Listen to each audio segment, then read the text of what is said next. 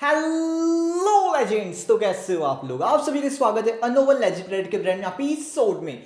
आज का एपिसोड बहुत ही इंपॉर्टेंट होने वाला है आप लोगों के लिए, बिकॉज ये है मैथ्स एग्जाम के लिए वन शॉट वीडियो। जी हाँ, जिन बच्चों ने अभी तक कुछ नहीं पढ़ा है और डर लग रहा है कि पास होंगे या फिर नहीं होंगे, बस भगवान एक बार बस पासिंग नंबर दिलवा दो, ऐसे सोच वाले लोगों के लिए ये वीडियो है।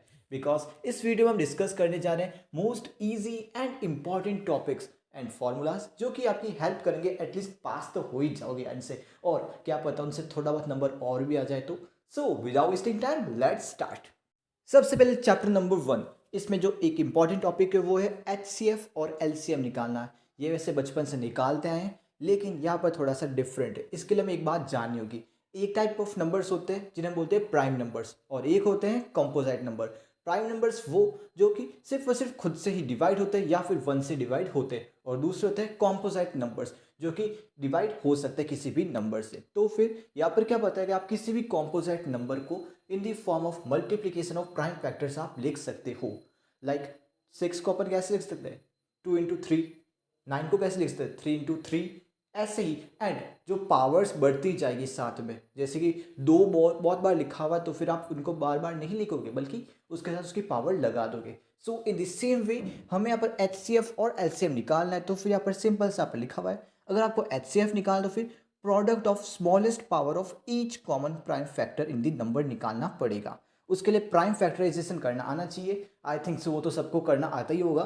देन जो हमें मिलेगा वो तुम ले लेना आंसर, ठीक है। Now next LCM। इसके लिए क्या होगा? Product of greatest power of each prime factor involve in the numbers. इसमें भी सेम वही प्राइम फैक्टराइजेशन करना है एंड आगे तो तुम कर ही लोगे। ये तो थी फॉर्मूला टाइप बातें। अब कुछ इंपॉर्टेंट फैक्ट्स जो कि तुम जान सकते हो, ठीक है। ये क्या है? HCF मल्टीप्लाई बाय LCM क्या होगा? A मल्टीप्लाई बाई B, यानी कि जो दो नंबर्स तुम्हें दे रखे होंगे उनको अगर तुम मल्टीप्लाई कर लोगे ना, वो इक्वल होगा LCM मल्टीप्लाई HCF के बराबर। अब इससे क्वेश्चंस कैसे बनेंगे? या तो तुम्हें LCM मल्टीप्लाई बाय HCF दे देंगे और बोलेंगे कि A या फिर B दोनों में से कोई एक होगा जिसे तुम्हें फाइंड आउट करना होगा, या फिर A इंटू B का प्रोडक्ट मिल चुका होगा और तुम्हें LCM या फिर HCF ढूंढना होगा। ये तुम कर सकते हो, राइट। अब अगला, यहाँ तक तो हमें दो नंबर्स के बारे में ही पढ़ा था कि कैसे उनके LCM HCF निकालते, उनका रिलेशन क्या है वो सब। अब यहाँ पर तीन नंबर्स के बारे में जिन्हें हम A B और C समझेंगे, इनका फॉर्मूला तुम देख लो। वैसे पूछेंगे नहीं, बट देन ऑल्सो फॉर्मूला पता होना चाहिए, बिकॉज हु नोज आ जाए तो। अब नेक्स्ट पॉइंट, यहाँ पर बोलते कि कोई भी प्राइम नंबर P ले लो, अगर वो किसी भी नंबर A², ठीक है, लाइक 3 का स्क्वायर किया तो 9, तो फिर उसको A² मानेंगे। अगर कोई प्राइम नंबर P उस A² को डिवाइड करता है तो इसका मतलब है कि वो A को भी डिवाइड करेगा। यहाँ पर A क्या है? एक पॉजिटिव इंटीजर। ये फैक्ट याद रखना बहुत ही इंपॉर्टेंट होगा आगे। अब नेक्स्ट पॉइंट क्या है कि किसी भी नंबर को इरेशनल प्रूव करना है, ये क्वेश्चन तो पक्का आता ही आता है। तो फिर इसमें क्या एक फॉर्मेट होता है जो कि तुम्हें थोड़ा सा कह सकते रटना पड़ेगा, या फिर समझ सकते तो समझ लेना। बिकॉज यहाँ पर अंडर रूट के नीचे कोई भी नंबर दे देंगे और उसे तुम्हें इरेशनल प्रूव करना है, तो फिर ये सिंपल लाइन लिखनी। सबसे पहले तुम्हें अज्यूम करना है कि ये एक रेशनल नंबर है, ठीक है। उसके बाद में क्या करना है? रेशनल नंबर क्या होता है? A/B, यानी कि डिवीजन के फॉर्म में होता है, एंड जो B या नीचे होता है वो 0 के इक्वल नहीं होता। ये बातें लिख देना। एंड आफ्टर दैट तुम्हें बताना कि A और B में क्या होता है ना, एक कॉमन फैक्टर होना चाहिए 1 के अलावा, राइट। तो फिर अब आगे हम क्या करेंगे? उसको अज्यूम करेंगे कि A और B जो दो नंबर्स है वो को प्राइम है, यानी कि उनका एक कॉमन एक प्राइम नंबर उनके बीच में है।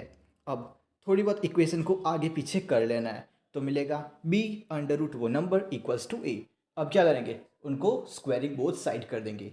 आफ्टर दैट हमें यहाँ पर देखता है कि जो हमने पढ़ा था ना कि एक प्राइम नंबर जो कि A² को डिवाइड कर सकता है, तो फिर वो A को भी डिवाइड करेगा, वही बात यहाँ पर आएगी। Therefore A is divisible by that number and by theorem 1.3। जो हमने बात पढ़ी थी ना, उसको थ्योरम 1.3 तुम लिख देना, या फिर वो थ्योरम ही लिख दोगे तो फिर और भी अच्छी बात है। सो हम क्या कह सकते हैं? A is also divisible by that number.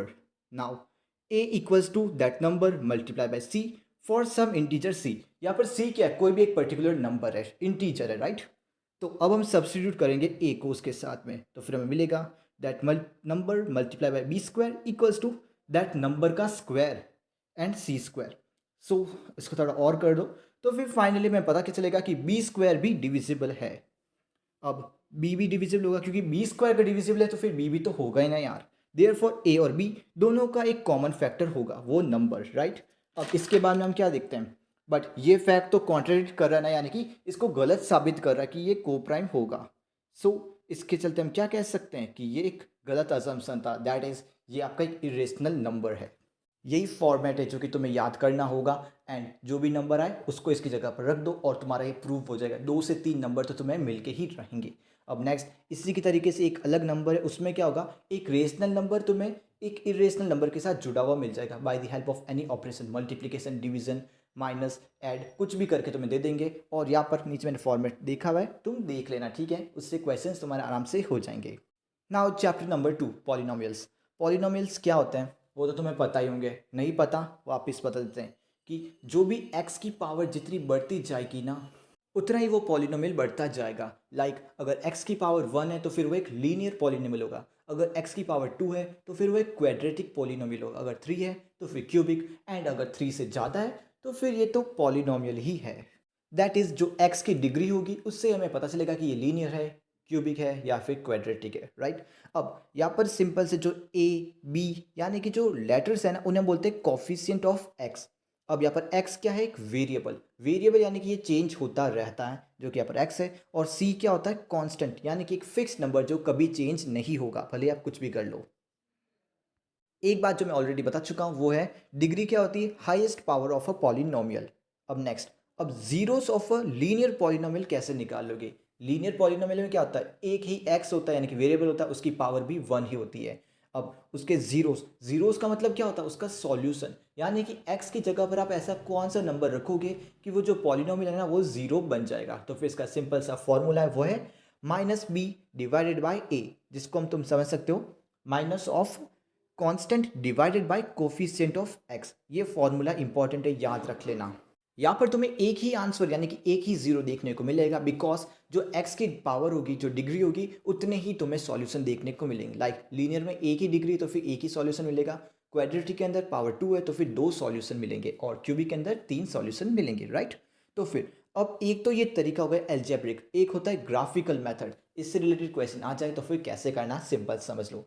X axis and Y axis क्या होती है वो तुम्हें पता ही होगा ना। तो फिर तुम्हें एक कर्व दे रखी होगी या फिर कोई सिंपल सी लाइन दे रखी होगी, उसे तुम बस यही देखना है कि जो एक्स एक्सिस है भले ही वो पॉजिटिव हो या फिर नेगेटिव हो, उसमें कितनी बार वहाँ पर पॉइंट बन रही है, यानी कि कितनी बार वो उसको इंटरसेक्ट कर रही है, उतने तुम्हें सॉल्यूशंस मिलेंगे, यानी कि उतने जीरोस तुम्हें मिलेंगे। इस ड्राइंग में तुम देख लो, ड्राइंग नहीं बोलूँगा यार, इस फोटो में तुम देख लो, 3 मैंने तुम्हें एग्जाम्पल दे रखे हैं, उनके आंसर भी दे रखे हैं ना। अब ये जो जीरोस है ना, इनको रिप्रेजेंट कैसे करते हैं, इनको हम ABC से रिप्रेजेंट नहीं करेंगे बल्कि ग्रीक लेटर्स है कुछ, अल्फा बीटा एंड गामा। जैसे कि हमने ABC होते हैं ना, वैसे ग्रीक में होती है अल्फा बीटा एंड गामा। ज़्यादा दिमाग मत लगाओ, ये जीरो से बस ये समझ लो, ठीक है। जहाँ कहीं भी अल्फा बीटा और गामा दिख जाए, इसका समझ जाना कि वो जीरोस के बारे में बातचीत चल रही है, ठीक है। अब कुछ क्वेश्चंस पूछ लेते कि what is the sum of zeros, तो फिर वो कैसे निकालोगे। What is the product of zeros, तो फिर उसके लिए सिंपल सा फॉर्मूला है। सम के लिए तो क्या है -b/a, एंड प्रोडक्ट के लिए c/a। ये किसके लिए था, ये तो क्वाड्रेटिक पॉलिनोमियल के लिए था। अब क्यूबिक पॉलिनोमियल जिसके अंदर 3 जीरोस होते हैं, उसके लिए फॉर्मूला थोड़ा सा डिफरेंट है। सम के लिए तो सेम वही है -b/a, और प्रोडक्ट के लिए है -d/a। अब d क्या है, यहाँ पर तुम देख लो नीचे लिखा हुआ है ना, ये कांस्टेंट है तुम्हारा।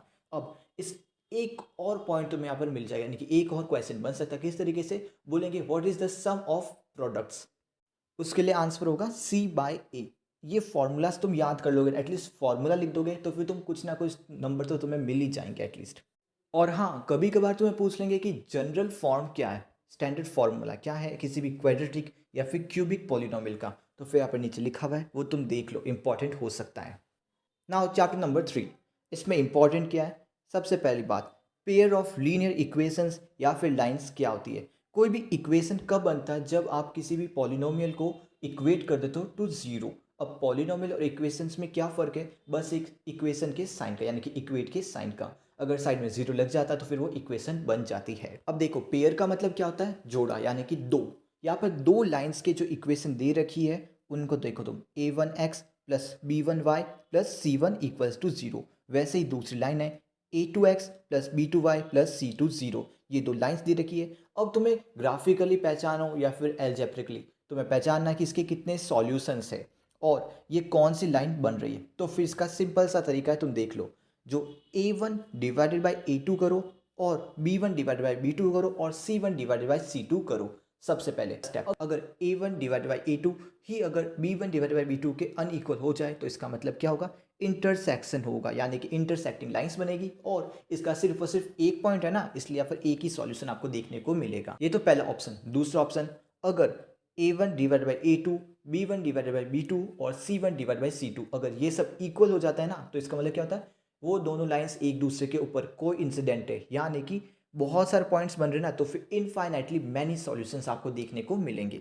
अब फाइनल ऑप्शन क्या बोलते हैं, अगर A1 divide by A2, B1 divide by B2 ये तो इक्वल है, लेकिन C1 और C अनइक्वल हो जाता है ना, दैट मीन्स ये पैरेलल लाइंस है। अब पैरेलल लाइंस क्या होती है, कभी भी मिलती नहीं है ना, तो फिर इसके जीरो सॉल्यूशंस होंगे, एक भी सॉल्यूशन नहीं होगा। इस चैप्टर में यही इजी टॉपिक था जो कि मैंने तुम्हें बता दिया। ये इजी तो है, साथ में थोड़ा सा कॉम्प्लिकेटेड भी है, तो फिर इसको ज़्यादा इजी मत समझो, जो फॉर्मूला है उससे याद करो यार। Now chapter number 4, quadratic equations. अब सबसे पहला क्या होता है इस question, standard form of quadratic equation क्या होती है। क्वाड्रेटिक, पहली बात तो तुम्हें पता होगा ना कि क्वाड्रेटिक होता क्या है, जिसकी पावर 2 होती है, यानी कि x की पावर 2 हाईएस्ट पावर 2 होगी तो वो क्वाड्रेटिक इक्वेशन बन जाएगी। इक्वेशन यानी कि जीरो के इक्वल कर दो तो वो इक्वेशन होगी।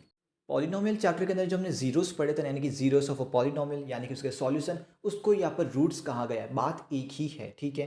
पॉलिनोमियल के अंदर वो जीरोस है, लेकिन क्वाड्रेटिक इक्वेशन के अंदर ये जीरोस बन नहीं, लेकिन क्वाड्रेटिक इक्वेशन के अंदर ये रूट्स बन जाते हैं। वो अल्फ़ा और बीटा थे ना, सेम वो वहाँ पर आ चुके हैं एज रूट, यानी कि जो अल्फ़ा और बीटा होंगे ना, ये बताएंगे कि कौन से नंबर तुम इस क्वाड्रेटिक इक्वेशन में डालोगे कि ये ज़ीरो बन जाए। एक तो इंपॉर्टेंट था कि इसका जो स्टैंडर्ड फॉर्म क्या है, इससे तुम पहचान सकते हो कि कौन सा क्वाड्रेटिक इक्वेशन है और कौन सा नहीं है। अब नेक्स्ट क्वेश्चन आता है नेचर ऑफ रूट्स पहचाना, कि ये डिस्टिंक्ट रूट्स लेंगे यानी कि दोनों अनइक्वल रूट्स होंगे, या फिर इक्वल रूट्स होंगे यानी कि दोनों इक्वल रूट्स होंगे, अल्फा इक्वल्स टू बीटा या फिर alpha not equals to beta. अब ये तुम फाइंड कैसे करोगे, तो फिर इसके लिए हमें एक डी, कैपिटल डी ढूंढना पड़ेगा, जिसको हम बोलते हैं डिस्क्रिमिनेंट। इसका फॉर्मूला क्या होता है, बी स्क्वायर माइनस 4ac। यहाँ पर बी, ए और सी क्या है वो तुमने स्टैंडर्ड इक्वेशन देखी होगी ना, स्टैंडर्ड फॉर्म, तो फिर तुम समझ जाओगे। अब अगर ये डिस्क्रिमिनेंट जो निकलेगा वो जीरो से बड़ा हुआ ना, तो फिर जो रूट्स होंगे वो अनइक्वल होंगे, डिफरेंट होंगे। बट अगर ये इक्वल टू जीरो होगा ना डी, तो फिर इसके रूट्स दोनों इक्वल होंगे। अब तीसरा एक और पॉइंट क्या आता है, अगर ये जो तुम्हारा डी निकलेगा ना, ये जीरो से छोटा हुआ ना, तो फिर जो तुम्हारे रूट्स होगी ना वो रियल नहीं होगी, नो रूट्स या फिर इमेजिनरी रूट्स तुम लिख सकते हो फाइनल आंसर इसका। अब आगे कुछ इंपॉर्टेंट, अगर ये जो नेचर ऑफ रूट्स या तो इक्वल या फिर डिस्टिंक्ट रूट्स बता देती है, तो फिर तुम्हें आगे निकालना होगा कि वो रूट्स होंगी कैसी, और उनका फॉर्मूला क्या है, minus B plus minus under root B square minus 4ac divided by 2a। यहाँ पर सब्सटीट्यूट कर देना वैल्यूज़ को, तुम्हें तुम्हारा आंसर मिल जाएगा। अगर तुम कंफ्यूज हो कि प्लस माइनस का मतलब क्या है, तो फिर एक बार तो प्लस के साथ जाना और एक बार माइनस के साथ, क्योंकि दो रूट्स है ना यार, तो फिर इस तरीके से रूट्स तुम्हें मिल जाएगी। Now chapter number 5, arithmetic progression, जिसे हम APB कहते हैं। इसके अंदर क्या होता है, बहुत सारे नंबर्स की एक सीरीज़ होती है जिसके अंदर कुछ कॉमन, कुछ पैटर्न मिलता है तुम्हें, ठीक है। लाइक इसे हम लिख सकते हैं कैसे, A1, A2, A3 so on to AN, यानी कि ये फाइनाइट भी हो सकती है और इनफाइनाइट भी हो सकती है। इस लिस्ट के अंदर जितने भी टर्म्स होते हैं, जितने भी नंबर्स होते हैं, उसे हम बोलते हैं term, like first term, second term, last term, nth term.